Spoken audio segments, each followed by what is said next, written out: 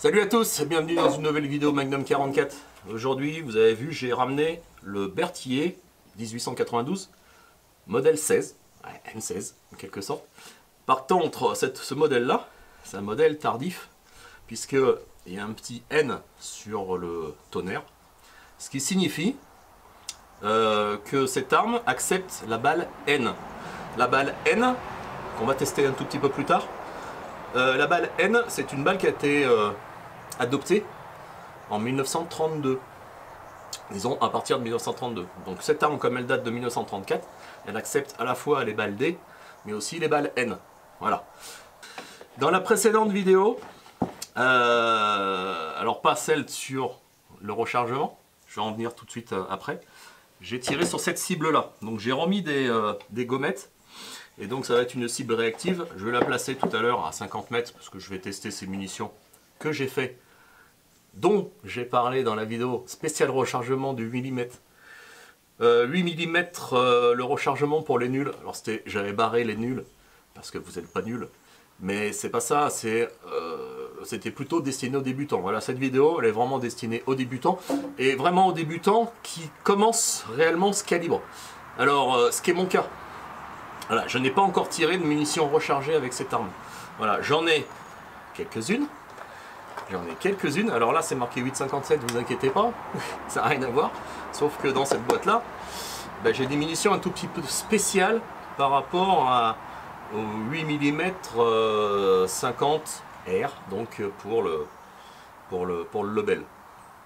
Donc en fin de vidéo, je vous ai dit que j'allais faire des munitions rechargées.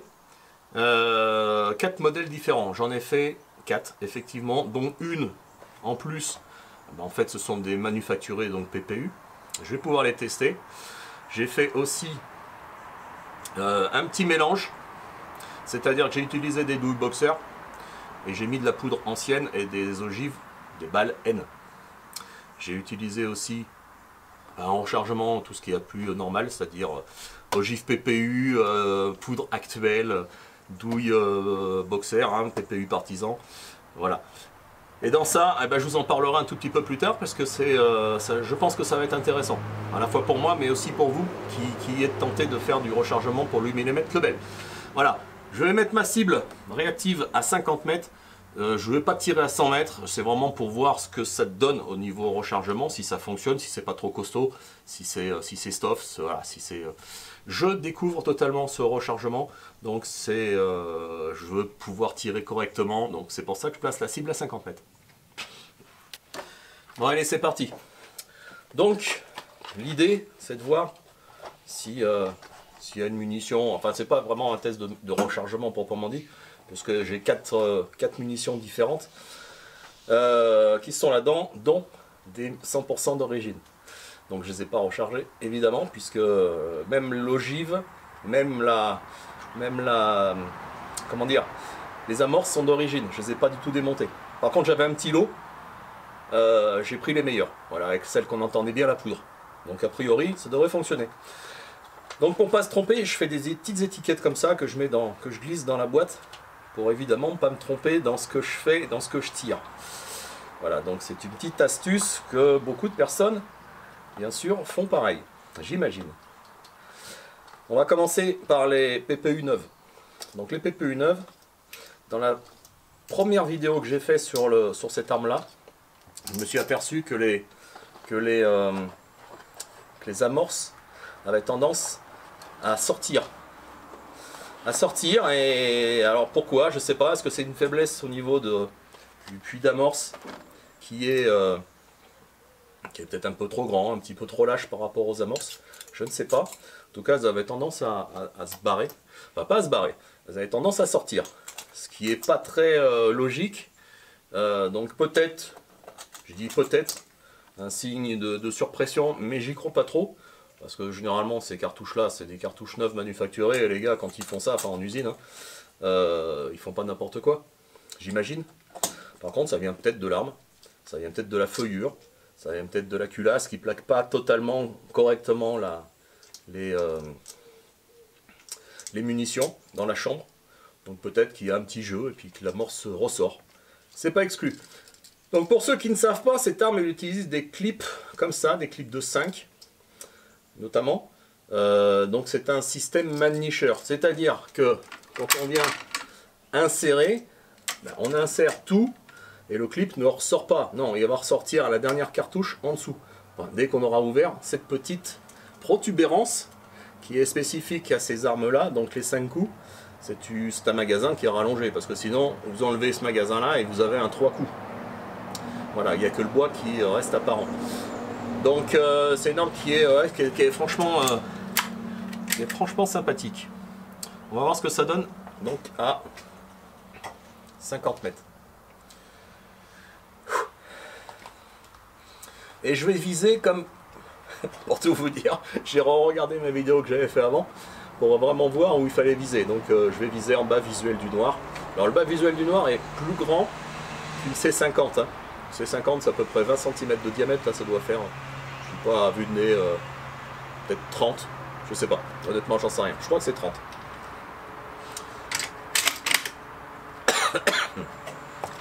Allez, on teste ça.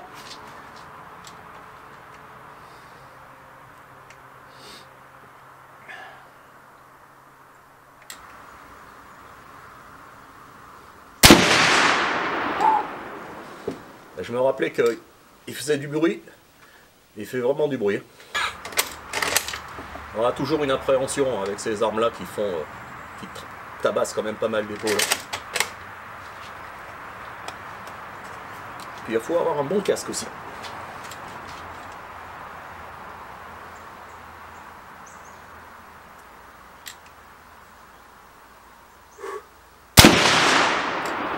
Vache.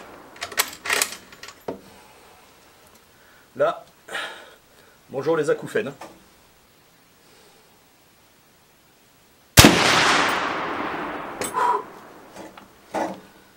Et ça s'est barré. Je vais rectifier ça.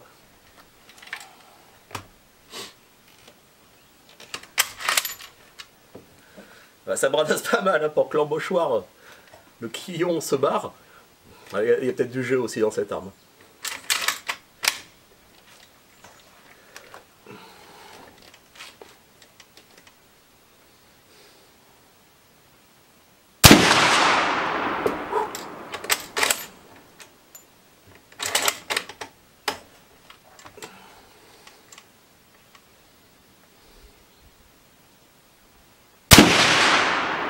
Vache. Ça groupe pas mal. Hein. Ça groupe pas mal. Je visais vraiment en bas du visuel du noir. Vous avez vu, ça arrive pas si mal. Hein. C'est pas mal. Et c'est désagréable de tirer avec. Voilà. La première fois, j'ai été pris dans l'excitation et tout. Les tirs étaient peut-être pas forcément super. Là, je sais que c'est violent. Et j'ai encore une appréhension. Voilà. Voilà, j'ai qu'une petite chemisette et on le sent bien ici. Hein. Honnêtement, on le sent bien. Alors, que disent ces ogives, ces douilles?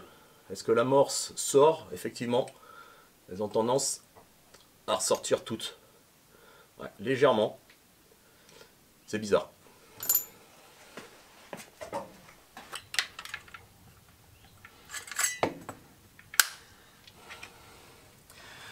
Alors, c'est plutôt marrant, hein. Mais c'est vrai que c'est violent, hein. C'est à la limite du désagréable quand même, hein. Faut être honnête. Hein.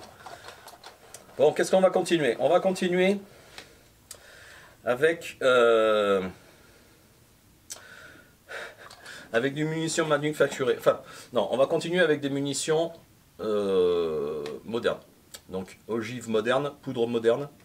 Donc, je vais utiliser un rechargement que j'ai trouvé dans des forums. Donc je vous ai parlé dans la précédente vidéo sur le rechargement du 8 mm Lebel.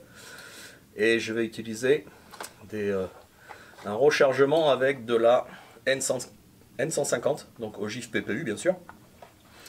N150, 44 grains. On va voir ce que ça dit. De mémoire, je dis bien de mémoire, je suis absolument pas certain. J'avais démonté donc une manufacturée totalement neuve, PPU, et je crois qu'il y avait 46 grains. Mais 46 grains de quoi? J'en ai aucune idée. Donc là c'est de la N150, donc Vitavory. On va voir ce que ça dit. Donc première fois encore que je teste ces cartouches. J'espère qu'elles seront beaucoup plus soft. C'est pas gagné. En tout cas, je vais regarder déjà la première cartouche, à la première, au premier tir, s'il y a un excès de, s'il y a un petit problème au niveau.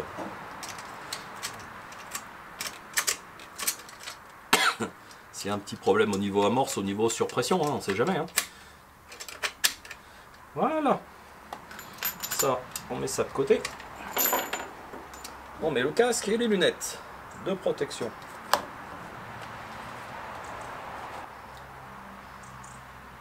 Et je vise toujours au même endroit, en bas du visuel du noir.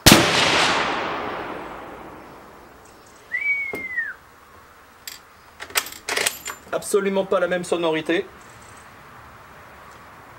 Beaucoup plus j'allais dire gras, mais beaucoup plus sourd. J'ai absolument pas regardé, en fait, j'ai été tellement surpris que je crois que j'en ai fermé les yeux du reste. Hein. Bon, ça a l'air d'aller, la munition a l'air un tout petit peu plus sale que les 100% d'origine. Par contre, au niveau sonorité, c'est autre chose, quoi. Alors, est-ce que c'est dans la cible? C'est en bas. Je vais viser la pastille rouge. On va voir si c'est bien. Si ça fait du point visé, point touché. Je sais pas.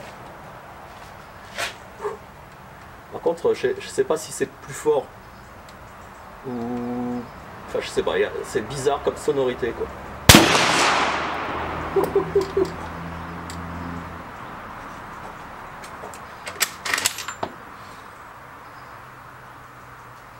Par contre, l'amorce, elle reste en place. Hein. Elle ressort pas. Donc je pense que c'est un tout petit peu plus soft.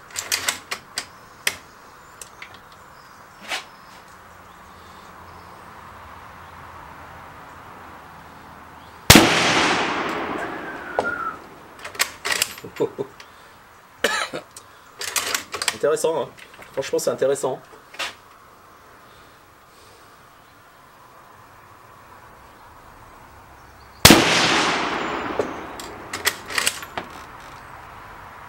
Ça bradasse quand même.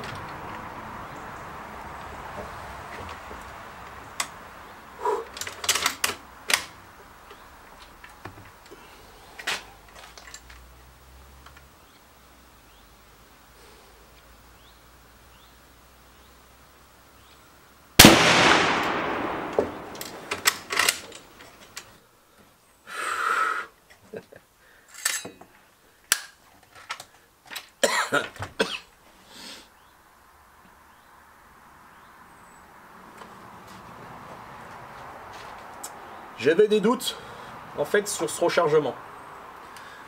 Parce que en fait ce rechargement, je l'ai trouvé à la fois sur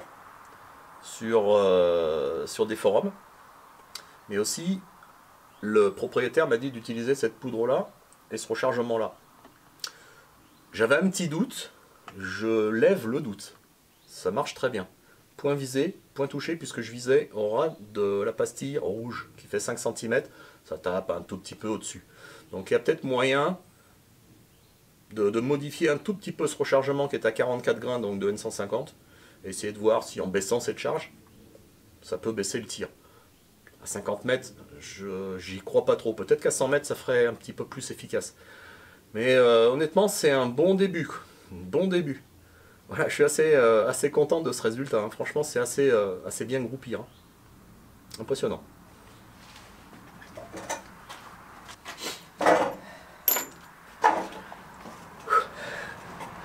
Pas mal, hein. Franchement, je suis assez content. Ça marche bien. Ça marche bien.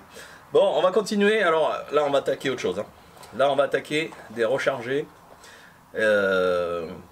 avec des ogives d'époque. Donc, ces munitions-là, ce sont des balles N. Donc, j'ai mis dans des étuis PPU. Donc, bien sûr, amorce neuve, boxer. Donc, ogive, balle N. Et poudre d'époque. Donc, j'en ai 5 comme ça. On va voir ce que ça dit. C'est une première pour moi. Donc je ne sais pas du tout ce que ça va donner. Donc je les ai refaites traditionnellement, hein. C'est-à-dire que quand j'ai démonté les anciennes munitions, j'ai mis la poudre dans des petites dosettes, donc que j'avais fermées, donc la poudre elle s'est pas détériorée, hein, plus que ça. Par contre, j'ai énormément choisi mes munitions. Voilà, j'avais un petit lot, comme je l'ai dit tout à l'heure, je les ai toutes secouées comme ça, c'est-à-dire que là, on entend bien la poudre. Sauf que, comme j'ai dit dans la précédente vidéo aussi, sur le rechargement, la poudre, comme ce sont des étuis boxeurs, les étuis boxeurs ont une contenance moindre que les étuis d'origine. Puisque pardon, je recommence. J'ai dit une bêtise.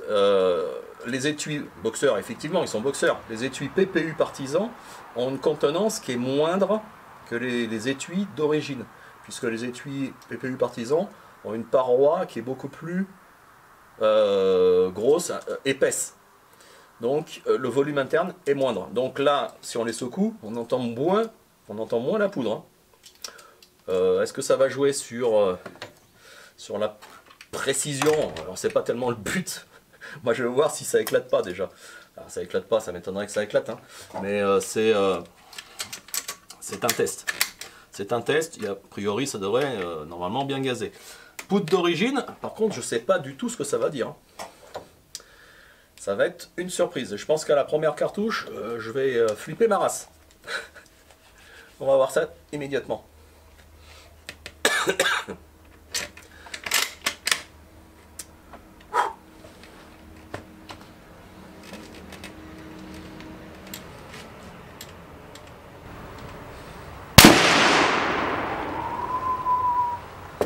Alors c'est violent. C'est violent. Ça tire. Comme tout à l'heure. L'amorce.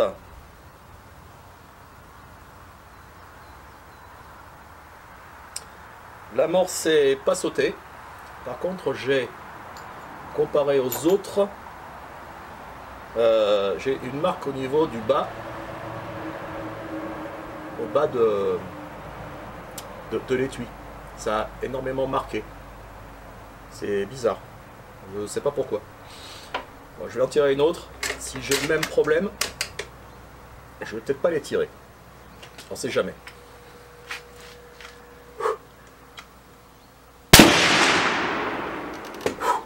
J'ai quand même une sacrée appréhension. Ouais, c'est en bas. Bon, je vais tirer comme un sagouin là. Je recommence. Comment aller?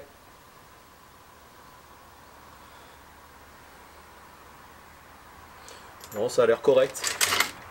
Ça a l'air correct.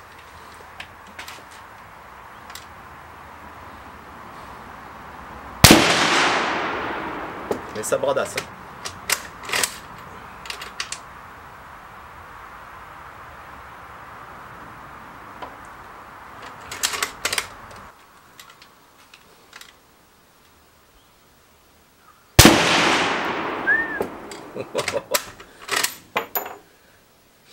J'ai un tout petit peu plus de mal à ouvrir la culasse aussi, par rapport aux autres.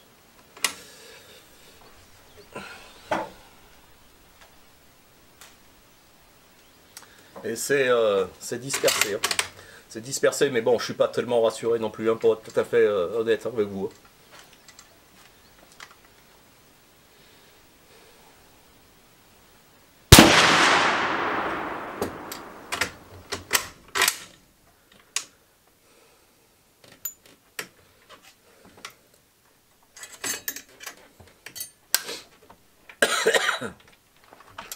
Bon, résultat. Eh ben, c'est totalement différent par rapport au tir d'avant avec des munitions entre guillemets neuves. Totalement différent. Là, j'ai des munitions totalement d'origine. Je vais les essayer. On va voir, ça coûte rien. Je ne sais pas du tout si ça va fonctionner par contre. Hein. Les amorces, c'est possible qu'elles soient mortes. Hein. Donc on va tester ça.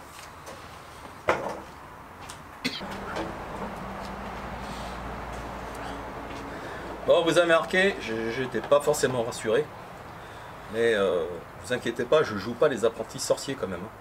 c'est quand même mesuré ce que je fais. Pardon. Changer de récipient. C'est pas un récipient, mais changer d'étui, changer de douille, passer d'une douille Berdan, donc douille d'origine, comme ça, à une douille moderne, qui est un peu plus épaisse. Et je pense que c'est ça le problème. Allez, j'essaye donc ces munitions d'origine. Avant qu'il y ait quelqu'un qui arrive, parce qu'il y a du monde qui arrive.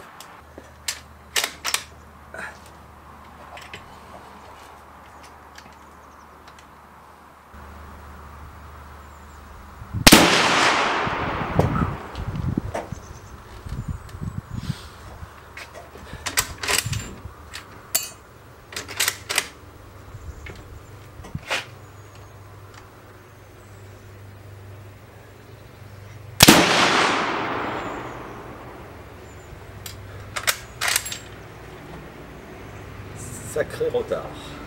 Putain.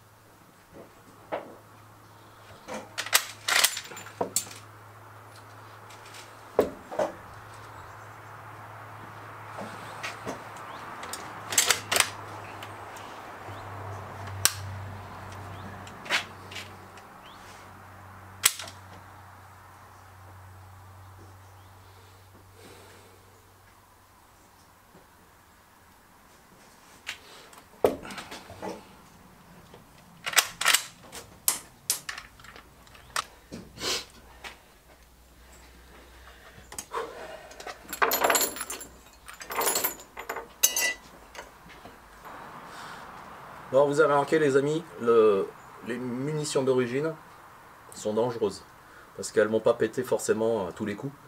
J'en ai quelques-unes qui n'ont pas du tout pété et celles que j'ai tirées, la plupart du temps, avaient un retard à l'allumage. Donc grosse surprise, et là je prenais la détente dans le pouce, là dans le doigt, ça faisait mal. Donc il faut faire hyper gaffe avec ces vieilles munitions. Et ces vieilles munitions, elles ont tendance aussi à prendre un petit peu de jeu avec l'âge, et les ogives ont tendance à tourner sur elles-mêmes dans la munition. Donc peut-être que ça peut altérer aussi la poudre. C'est pas exclu. Je vais tester des munitions un petit peu différentes. Dans la précédente vidéo sur le rechargement, je vous ai dit que qu'il y avait avec le jeu d'outils, que ça recalibrait en 323 inch. Et les tables de rechargement, la plupart du temps, c'est en 323 qu'on les trouve. Donc des ogives qui sont plus 8 mm 20, quelque chose comme ça. Donc destinées plutôt au 8,57. Vous voyez ce que je veux dire? Donc pour le Mauser. Donc là j'en ai fait quelques-unes, j'en ai fait une dizaine. Donc avec des ogives en 323. Donc destinées à mon Mauser, à mon G98. On va regarder ce que ça donne à 50 mètres. Je vais toujours tirer pareil. Et on regarde ce que ça dit. Donc pour le rechargement, moi j'ai utilisé une table trouvée dans le Gerbrand. Donc ogive PPU 323. Et poudre Tubal 3000. Tubal 3000, 41 grains. Absolument pas certain que ça qu'il y ait un résultat positif. Je sais pas du tout. On va voir ce que ça dit.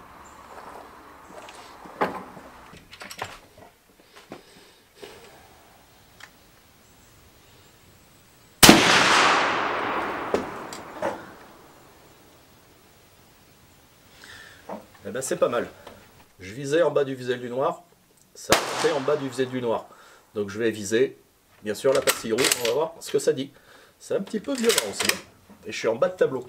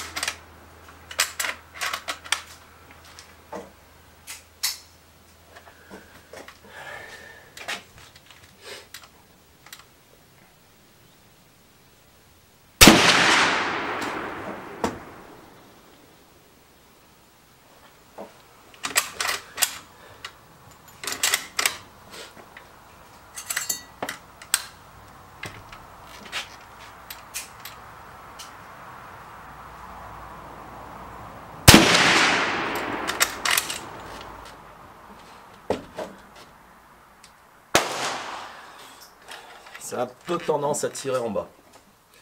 Je vais tirer les 5 dernières. Mais bon, vous voyez, c'est intéressant. Si on n'a pas de 327, on peut tirer du 323. Ça fonctionne quand même. Voilà. C'est dommage, j'aurais bien aimé tester ces balles D. Mais comme je vous ai dit, ce qui rentre dans le collet est en 321 et j'ai pas d'outil sertisseur correct pour pouvoir les serrer. Et je suis même pas certain que ça puisse les serrer. Donc, j'abandonne l'idée.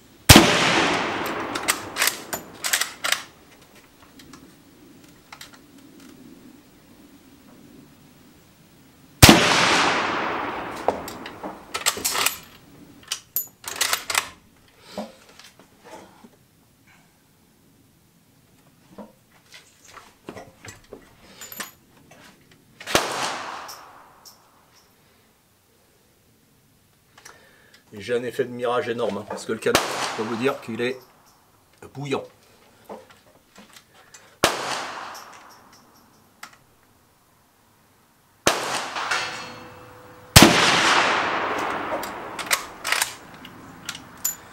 Voilà. Changement d'endroit pour parler un petit peu de ce mousqueton Berthier 1892, donc modèle 16. Je vais vous faire un petit bilan de ce que je ressens depuis que je l'utilise. Je vais parler de l'arme en elle-même. Alors, c'est une arme française qui date un petit peu quand même. C'est une belle arme, digne de la collection. Hein, pour ceux qui sont passionnés par les armes françaises, bah ça c'est une arme que vous pouvez avoir sans problème dans une collection. Si je veux parler directement du tir, les essais au stand, vous avez vu comme moi dans différentes vidéos, notamment les tirs que je viens d'effectuer, eh ben, ça a été quand même assez folklorique et assez périlleux vis-à-vis des munitions d'époque par exemple. C'est une arme qui est plutôt bien, qui est plutôt précise, mais qui est violente. Voilà, alors les Berthier, les mousquetons, hein, mousqueton en particulier, c'est vraiment renommé pour être assez violent. Alors quelle que soit la munition, hein, que ce soit des manufacturés de maintenant, hein, PPU Partisan notamment, mais aussi les munitions d'époque quand elles fonctionnent, c'est assez violent parce que cette arme a un canon très court. Alors ça aurait été sympa de pouvoir tester des munitions avec un fusil. Voilà, ce mousqueton, il pâtit d'avoir un canon court, donc c'est violent. Voilà, mon épaule, je la sens encore, c'est violent, avec une petite chemisette, hein, attention. Hein. Mais c'est une arme qui est très intéressante. Voilà. Les munitions. Alors les munitions, on peut en parler des munitions. Vous avez vu les résultats avec de la PPU Partisan, c'est encourageant, c'est pas mal. C'est, comme je disais, c'est violent. Voilà, c'est le problème des canons courts, ça tape fort quoi. Ce qui est intéressant, et c'est ce que vous avez remarqué certainement, c'est avec des munitions rechargées. Là j'ai testé de la N150, mais je pense qu'on peut utiliser n'importe quelle poudre. Du moment qu'on a l'étape de rechargement correspondante, bien sûr, il ne suffit pas de faire n'importe quoi non plus, mais on peut avoir des très bons résultats. Moi j'ai très peu tiré avec cette arme, mais je pense qu'il y a vraiment moyen d'avoir de super résultats, alors que ça soit à 50 mètres, c'est juste pour essayer 50 mètres, mais c'est une arme comme ça, on tire plutôt à 100 mètres, voire même plus loin. Je pense qu'on peut honnêtement avoir de super résultats avec une arme comme ça. Les munitions d'époque, les amis. Les munitions d'époque sont dangereuses. Et je pèse mes mots, c'est dangereux. Vous avez remarqué, les retards à l'allumage, c'était impressionnant. J'ai utilisé que 5 cartouches, je les avais pourtant choisies dans un lot que j'ai chez moi pour pouvoir justement les choisir. Je les avais secouées, la poudre était impeccable. Non, le problème, c'est les amorces. Amorces Berdan. Alors bien sûr, je ne me suis pas amusé à les changer parce que je voulais vraiment essayer des munitions 100% d'époque, je les ai même pas démontées. Même pas nettoyées. Elles étaient propres. Hein, elles étaient propres. Mais des munitions qui dataient de 1940 pour celle-là, les amorces, elles ont soit pas pété, soit elles ont pété, mais avec vachement de retard. Vous avez remarqué, le temps de la dernière qui a pété, ça a été impressionnant. Je me suis fait surprendre, mais en beauté. J'avais déjà relevé la tête quand le coup est parti. C'est pour ça que c'est dangereux. Imaginez que j'ai levé mon arme comme ça et puis que le coup soit parti. Non mais c'est, je peux vous dire, c'est pas évident. Donc munitions d'époque, je peux vous dire que c'est la première fois que je les essaye et c'est la dernière fois que je les essaye aussi. Donc sans les démonter bien sûr, hein, sans les démonter en changeant l'amorce. Mais bon, ça sera pas pour cette fois-ci puisque je vais arrêter avec ce mousqueton Berthier. Alors si on peut faire un petit bilan sur cette arme, eh ben, c'est une arme qui est amusante, qu'on ne trouve pas souvent sur les pas de tir, puisque généralement c'est plutôt les collectionneurs qui ont ce genre d'armes. Ouais, c'est sympa, mais ça tape vraiment fort. Alors c'est vraiment le point noir, je trouve, hein, pour cette arme-là. Ça tape fort et c'est limite désagréable. Je l'ai dit dans la vidéo, lorsque je tirais, c'est désagréable. Et on a une grosse appréhension, alors moi c'était mon cas, hein, je connais pas trop cette arme, mais l'appréhension du coup, du départ et de la sonorité. J'avais un casque qui coûte pas super cher, c'est super désagréable. Il aurait valu peut-être avoir des bouchons d'oreille en plus du casque pour que ça soit supportable. Parce que oui, ça fait énormément de bruit. Et encore, je suis juste derrière l'arme. Le souffle se diffuse sur les côtés, on est d'accord. J'imagine même pas les personnes qui sont sur le côté, ce qu'ils doivent prendre dans les oreilles, hein, s'ils n'ont pas de casque surtout. Impératif d'avoir un casque, ça c'est obligatoire. Bon alors pour conclure cette vidéo sur le mousqueton Berthier, je vais faire une toute petite dernière vidéo, alors pas sur cette arme là, mais sur le 850 Lebel. Pourquoi? Parce que dans la vidéo j'ai dit que j'aurais aimé tester des munitions avec des balles D, mais je n'ai pas le matos. Mais depuis j'ai trouvé comment on peut faire d'une façon assez simple. Donc ça sera une petite vidéo astuce sur le 8 mm Lebel. Ça sera prochainement.